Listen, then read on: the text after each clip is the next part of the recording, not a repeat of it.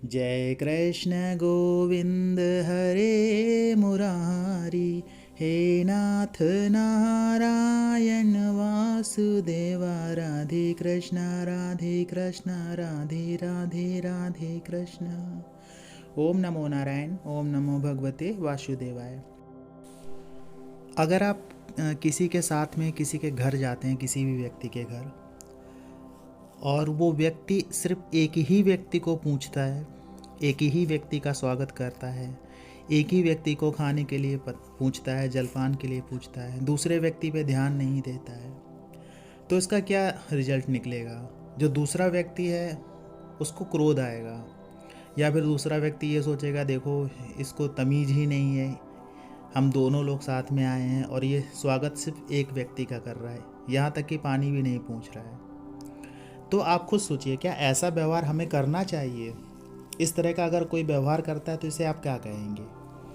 इसी प्रकार से हम रोज़ ज़्यादातर व्यक्ति ऐसे हैं, हम ये नहीं कह रहे कि सभी व्यक्ति ऐसा करते हैं, लेकिन ज़्यादातर व्यक्ति ऐसा करते हैं कि उन्होंने अपने घर में जो मंदिर बनाया, उस मंदिर में बहुत सारे देवी देवता रखे हैं अपनी श्रद्धा के अनुसार। बालाजी गए तो बालाजी की फ़ोटो लेके आ गए, वृंदावन गए तो भगवान श्री कृष्ण की फ़ोटो लेके आ गए। इसी प्रकार जहाँ जहाँ वो गए, वैष्णो देवी गए तो माता वैष्णो देवी की फ़ोटो लेके आ गए, बागेश्वर धाम गए तो बागेश्वर धाम की फ़ोटो लेके आ गए, और उन्होंने पूरे मंदिर में सब लगा रखी है। अब होता क्या है कि हम मंदिर तो पूरा फ़ोटो से भर लेते हैं, प्रतिमाओं से भर लेते हैं, लेकिन पूजा सबकी नहीं करते हैं। दीपक एक जला देते हैं, जो भी आपके मुख्य देवता है, जैसे आप भोलेनाथ की पूजा कर रहे हैं, माता रानी की पूजा कर रहे हैं, या किसी भी देवी देवता की पूजा कर रहे हैं, उनके सामने आपने दीपक जलाया, उन्हीं को भोग अर्पित कर दिया, उनकी ही पूजा कर ली, उनकी ही आरती कर ली, और बाकी जय सिया राम। ऐसा नहीं करना चाहिए। अगर आप अपने घर के मंदिर में जितने भी देवी देवताओं को स्थान देते हैं, उन सभी देवी देवताओं का आपको पूजन करना चाहिए। एक बात आपको और समझनी चाहिए कि ऐसे ही कोई भी फ़ोटो लाके सब कुछ मंदिर में आपको नहीं सजाना है। ऐसा नहीं कि कोई भी भगवान की फ़ोटो मिली तुरंत मंदिर में ला के रख दी। जैसे मान लीजिए कोई उज्जैन गया तो उज्जैन महाकाल की फ़ोटो लेके आया, वो आपने रख ली। कोई वैष्णो देवी गया तो वहाँ से माता रानी की फ़ोटो लेके आया, वो आपको दी प्रसाद के रूप में, वो आपने रख ली। तो कुछ भी आप ऐसे ही मंदिर में मत रखिए। मंदिर में पूजा के स्थान में आपको वही प्रतिमाएं रखनी है जिनको आपने पूजा विधि के साथ में स्थापित किया है, जिनका पूजन किया है, पंचोपचार पूजन करके, उनको स्थापना करके, उनका आवाहन करके आप पूजा नित्य कर रहे हैं। ऐसे ही देवी देवताओं को वहाँ पर रखिए। और जितने भी देवी देवता आप रखते हैं उनको रिपीटेड मत करिए। जैसे गणेश भगवान हैं तो ऐसा नहीं है कि 2-3 गणेश भगवान रख लिए, भगवान श्री कृष्ण है तो 2-3 भगवान श्री कृष्ण रख लिए। एक अच्छी सी प्रतिमा आप डिसाइड कर लीजिए कि किसे रखना है, किसे आपने अच्छे से स्थापित किया है, उनका ही पूजन करिए। एक ही देवी की कई प्रतिमाएं मत रखिए।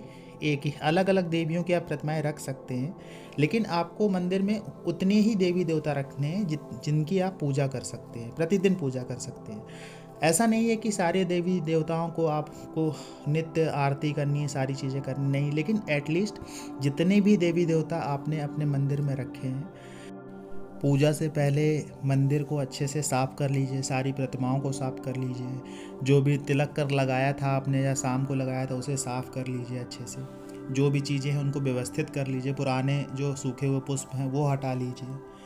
जब सारी तैयारी आप कर लेते हैं, फिर सभी देवी देवताओं को जल की छींटे देते हुए एक तरह से मन में भाव लाइए कि आप उन्हें स्नान करा रहे हैं। ऐसा करने के बाद में उन्हें आप तिलक करिए। जो भी तिलक आप लगाते हैं, चंदन लगाते हैं, आप कुमकुम लगाते हैं, रोली लगाते हैं, जो भी देवी देवताओं को आप अर्पित करते हैं, अर्पित करिए।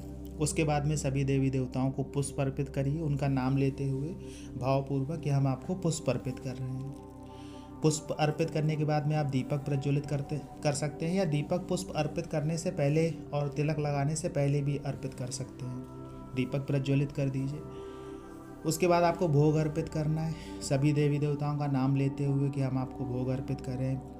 आप भोग स्वीकार करिए, ऐसा मन में भाव लाइए और भोग अर्पित कर दीजिए। भोग अर्पित करने के बाद में सभी देवी देवताओं को जल अर्पित करना है। उसके बाद में आखिरी में धूप बत्ती जला के सभी देवी देवताओं को धूप दिखाते हुए कि हम आपको धूप अर्पित कर रहे हैं, ऐसा मन में भाव लाइए और धूप अर्पित कर दीजिए। उसके बाद में जो भी देवी देवताओं की आप मुख्य देवी देवताओं की पूजा करते हैं, तो उनका पाठ कर सकते हैं, चालीसा कर सकते हैं, आरती कर सकते हैं। जितनी देवी देवताओं की आप आरती कर सकते हैं आरती कर लीजिए। बाकी आपने सभी देवी देवताओं का सम्मान कर दिया, सभी देवी देवताओं की पूजा कर दी।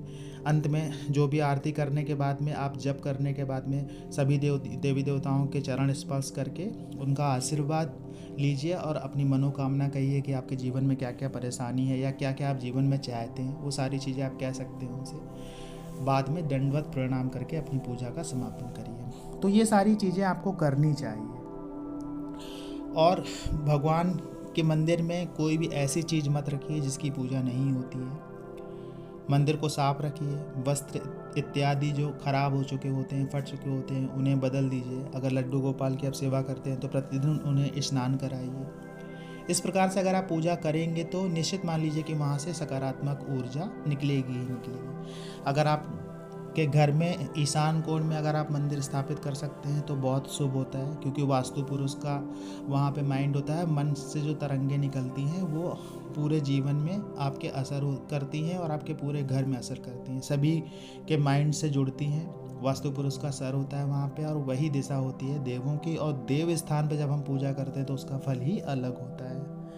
और वहीं पे अगर आप बैठ के जप भी करते हैं तो उस जप का भी प्रभाव बहुत पड़ता है, जप बहुत तीव्रता से एक्टिव होता है। लेकिन इसका अर्थ ये नहीं है कि और घर के बाकी जगह पे आप पूजा करेंगे तो पूजा का फल नहीं मिलेगा, मिलता है, ऐसी बात नहीं है कि नहीं मिलता है। लेकिन एक देव स्थान होता है, उसकी बात अलग होती है। आशा ये जानकारी आपको अच्छी लगी होगी। जानकारी अच्छी लगी हो तो वीडियो को लाइक करिएगा, कमेंट में जय माता दी, जय श्री कृष्णा, हर हर महादेव लिखिएगा। मिलते हैं आपसे अगले वीडियो में नई जानकारी के साथ में, तब तक के लिए जय श्री कृष्णा।